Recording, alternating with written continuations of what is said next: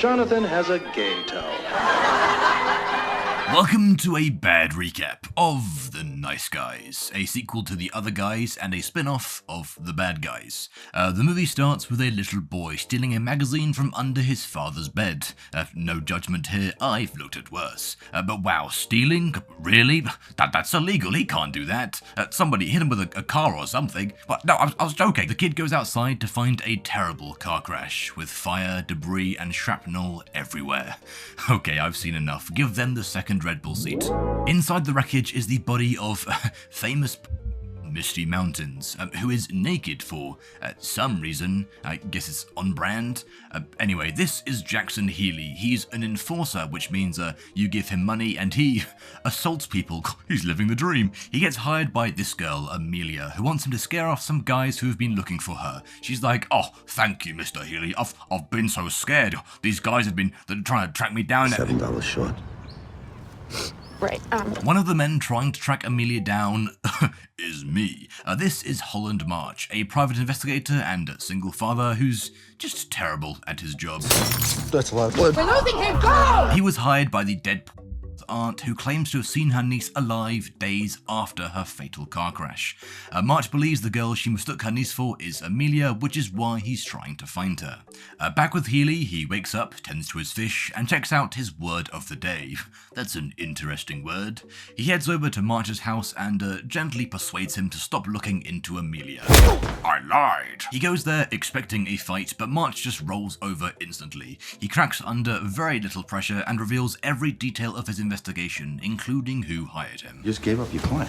I made a discretionary revelation. Healy then breaks March's arm because he feels like it. God, how is Ryan Gosling supposed to drive now? He heads back to his car where he runs into March's daughter. You a friend of my dad's? And she hands him a yoo-hoo. What the hell is a yoo-hoo? Oh my god, it's chalky milk. Can you take me higher? Of course, Healy goes straight out to buy more chalky milk before heading back to his apartment where he gets jumped by the Arbiter and some other guy. He gets knocked out and no, not the chalky milk. No, the heavens shall seek retribution for this sin. Meanwhile, after getting beat up by Healy, March heads back to the aunt to cancel the investigation. He apologizes for ever taking the case since it's impossible she saw her niece alive. He's like, I never should have taken your money in the first place. I'm very sorry about that. So are you gonna give it back? No. Am I a bad person? Yes. Just drive. Back with Healy, the two thugs interrogate him and try to get information about Amelia, but unlike March, he doesn't bow to instant peer pressure. One of the goons tries snooping through his stuff, kind of rude, and eventually opens a rucksack with a hidden dye pack, covering his face in permanent blue paint. Oh, this must be one of those coloured people I've been hearing about. Healy suddenly turns the lights on in his apartment, startling the two men who must be scared of electricity. He dives into the next room to fetch a shotgun and fends off the two intruders. Later, we see March being bombarded with women. Oh, he's just like me, for real. Ignore the fact these are children. He's throwing his daughter a birthday party at the bowling alley. Why didn't they do a spin jump? Healy ambushes March in the bathroom, and after a kerfuffle between March and the door, not March and Healy, he asks for his help. He realized that Amelia is in serious danger with those thugs looking for her, so wants to team up with March to find her first. Initially, March doesn't believe the guy who broke his arm wants his help, like, hey, what are you, some kind of nice guy? But eventually, he's convinced. He takes Healy to see Amelia's protest group, but struggles to get any information out of them. You see, they're all pretending to be dead because they're protesting air pollution.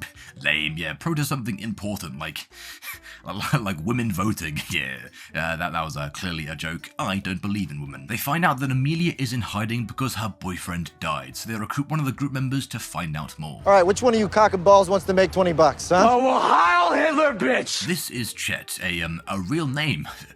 Apparently, and he takes them to Amelia's boyfriend's house, which is burned to the ground. I mean, this does take place in Los Angeles, but that doesn't seem very appropriate. They ask some kid who looks just like George Russell if he knows anything about the house, and we learn that Amelia's boyfriend was a director, my dream job, who lost his life, home, and all of his films in a mysterious house fire. The kid says they were filming a porn recently and gives them the name of the producer, Sid Shattuck. And he also mentions that Misty Mountains, the car crash lady, was involved with the film. Damn, what useful information. Thanks for the help, little boy. You guys want to see my dick? Nobody wants to see your dick, dude. Marge and Healy think there's something suspicious about the house fire, so set out to find Sid, the producer. Their investigation points them towards a massive party in the LA Hills, where both Sid and Amelia should be. Marge's daughter really wants to attend the party, but for some reason he doesn't let her. Weird. Instead, he and Healy head to the party, but as they approach the valet, they hear a strange noise from their trunk. Help! Help me! Help! Marge escorts his daughter directly to a taxi, while she catches brief glimpses of the party she's missing. Oh, Dad, what are those two girls doing with that one cup? With the child endangerment case taken care of, Marge and Healy split up and search the party for Sid or Amelia, with them each using slightly different methods. Healy uses the more traditional detective skill set and finds a note Amelia left behind, while Marge just gets drunk as shit. He ends up using just a big autism riz on a girl he finds, which ends with him rolling backwards off the roof and down the hill into a ditch. Why would he do that? Is he stupid? To catch his breath, he lights a cigarette and discovers the body of Sid Shattuck. He calls Healy down, who realizes that everyone involved with this is slowly turning up dead. First the star, Misty Mountains, then the director, Amelia's boyfriend, and now the producer, Sid Shattuck. Probably just a coincidence. Marge and Healy dispose of the body by throwing it over a fence. And we then see that Marge's daughter has somehow snuck back into the party and is searching for Amelia herself. She ends up being taken to a car where she meets the blue-faced guy from Healy's apartment. Meanwhile, Healy himself runs into the Arbiter and a fight breaks out. While they battle, the blue-faced guy notices Amelia just outside by the valet. He slowly opens the car door and lines up a shot, but Marge's daughter slams the door on his wrist, causing him to miss. She jumps out the car and runs away with Amelia, whilst Marge, noticing the commotion, pushes people into the water, steals a car and drives off after his daughter. Healy knocks the Arbiter to the ground and threatens to shoot off his dick, ending the fight. He then spots Amelia and Marge's daughter fleeing from the blue-faced thug. It shouldn't be a problem. Marge is in pursuit and he is a very good driver. Okay, I've seen enough. Give him the second Red Bull seat. The blue-faced thug catches up to the two girls and prepares to fire, when all of a sudden a random van comes out of nowhere to commit some vehicular manslaughter. Oh no! Oh no! Amelia runs away, Healy arrives, and in his final moments, the thug reveals that a dangerous hitman named John Boy is on his way to LA, tasked with disposing of Amelia, Healy, Marge, and his daughter. What did she do? After a brief police investigation, Healy and Marge are greeted by Judith Kuttner, Amelia's mother. She works in the US Department of Justice, you know, the people who built the Statue of Liberty, and she tells them that she spends half her time suing people for air pollution and the other half on pornography. Oh, what kind? Feet stuff, poop stuff, granny stuff, dwarf stuff? No, anti. Right. Is bad. She claims that Amelia is delusional and paranoid. She made that film to lash out at her mother and is now in hiding since she thinks her mother is the one having all the people involved killed. Judith thinks that they're both nice guys, so hires them to find Amelia and bring her home. The next day, Healy shows Marge the note he found at the party, with it having the exact same style as the note Amelia gave him when she hired him to beat the shit out of Marge. The note leads them to a hotel where the bartender reveals Amelia went to the top floor to meet with some businessmen, also mentioning that their buddy headed up there moments before they arrived. Our buddy? Yeah, we don't have friends. God, they're just like me for real. The bartender says the guy's name was John something, so Healy assumes this must be John Boy, the hitman sent to kill Amelia and then them. I don't know why the hitman gave his stage name to the bartender, but I also don't care. Marge and Healy take the elevator up to the top floor, where they find danger. John Boy is doing assassin things on the top floor, so they slowly retreat back into the elevator and descend back to safety. They even see a man jump out of a window for some reason. While making their heroic escape, the two panic about what they just witnessed. You know, why are people being killed? Is Amelia still alive? Who was Amelia meeting with? But then it hit them, it being Amelia. They take her back to Marge's house and ask her to reveal just what the hell is going on. She explains that the porno she made was designed to expose corruption within the US Department of Justice, to allow car manufacturers to deliberately make their cars shit to save some money on construction whilst being really bad for air pollution. Amelia claims that her mother found out, had the film destroyed, and had everyone involved killed, which is why she went into hiding in the first place. All of this law dumping makes her just so eepy, so she goes to sleep while the others discuss their case. You know, do they trust Amelia, who just went on a schizo rant about corruption and collusion, or do they trust her mother, who works for the government? It's a tricky choice. At that moment, they get a call from Amelia's mother's assistant, asking them to help deliver a case of $100,000 to some sketchy guys across town. Well, that's not suspicious at all. March immediately reveals they have Amelia with them because he's an idiot, before leaving with Healy to pick up the money. Later, while driving it across town, March gets a little eepy behind the wheel and asks Healy to take over, but he's like, no, it's fine, the car can drive itself, just let go. What? Yeah, I followed Elon on Twitter. It did give me the sudden urge to invade Poland, but, you know, made the car self-driving, you know. Oh, that's so cool. Thank God for— Wake up! Wake up! The crash causes the briefcase to explode, showering Marge and Healy in 100,000. Wait, that's not money. They realize they've been sent on a wild goose chase, leaving Amelia at home defenseless. Back at Marge's house, his daughter answers the door to Dr. Malik. He speaks very evil for a doctor, which is a weird thing to say, but he walks around like, where's that patient of mine? I want to cure her. I sure do hope there aren't any apples around here. And Marge's daughter very quickly realizes that this isn't a doctor, it's the assassin, John Boy. He throws her friend through a window for some reason, before heading back outside to fetch a gun. But Marge and Healy pull up just in time and engage in a shootout. March! Gun! Gun! Fuck! Shit! Eventually, police sirens can be heard in the distance, so John Boy takes off into the night. Marge heads back inside to check on everyone, only to discover that Amelia jumped out of a window and is once again missing. Young woman alone in LA in the middle of the night. What's the worst that could happen? Well, that's just unlucky. The next day, Marge and Healy meet with a lawyer to try and get some justice, but with no evidence to back up their claims, they can't do anything. Why don't they just fabricate evidence like I always do? They head back to Marge's house to pick up some stuff, where they're met by Misty Mountain's aunt, back to beg Marge to continue searching for her niece. She once again explains that she saw her niece days after the car crash alive, wearing a blue pinstripe jacket. Healy remembers that he saw that exact jacket a few days ago at that party as part of Misty's outfit for the film she made with Amelia.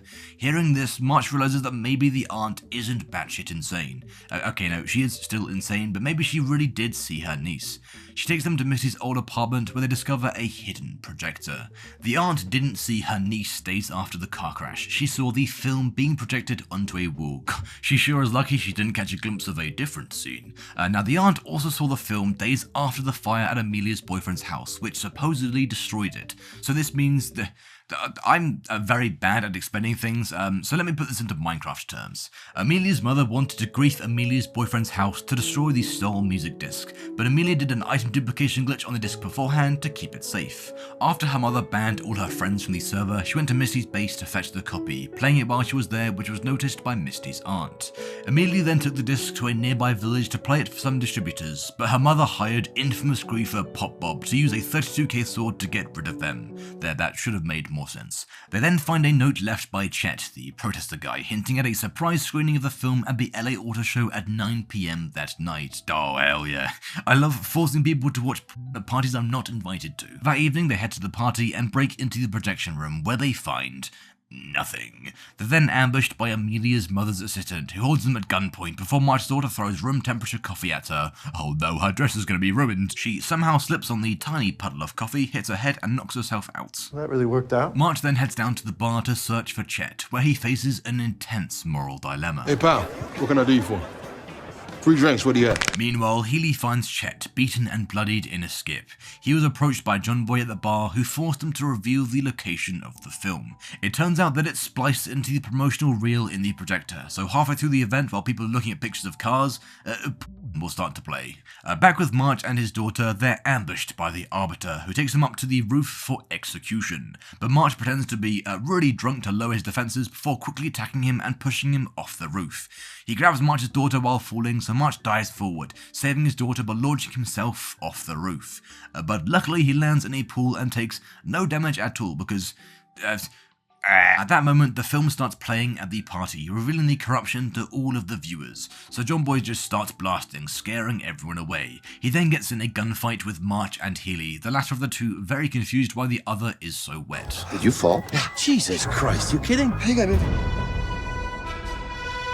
Back up in the projection room, March's daughter fights off the assistant person and rolls the film out the window. It lands on the ground and everyone starts charging towards it. The car manufacturers to cover their corruption, John Boy because he's paid, and March who's, just a nice guy. March gets to it first and tries to escape, with John Boy in hot pursuit. He just falls through a few windows and eventually lands on a car. He fights a random goon for the film while Healy catches up and takes on John Boy. He eventually gets the upper hand and begins to choke him out, but March's daughter appears out of nowhere and is like, "No, don't kill the assassin, I thought you were a nice guy." After she threatens to give him the silent treatment, Healy instead just knocks him out. They look down to see March proudly carrying the film before slowly sinking to the ground and enjoying a cigarette. March and Healy take the film to the police. Yeah, they just hand some to the police like, please watch it, the plot is really good. Amelia's mother ends up being arrested, but still claims she did nothing wrong. She just did what was best for the city, she didn't have her daughter killed, it just kinda happened. Marge and Healy had so much fun working together and killing people that they decided to start up a joint agency, ready to battle whatever crazy cases come their way. And the movie ends. Great movie. I enjoyed the part where Ryan Gosling was driving, and my favourite character was easily Misty Mountains, for two very good reasons. But yeah, if you enjoyed this recap, be sure to leave a like, subscribe and hit that bell so you don't miss the next one. Thank you ever so much for watching.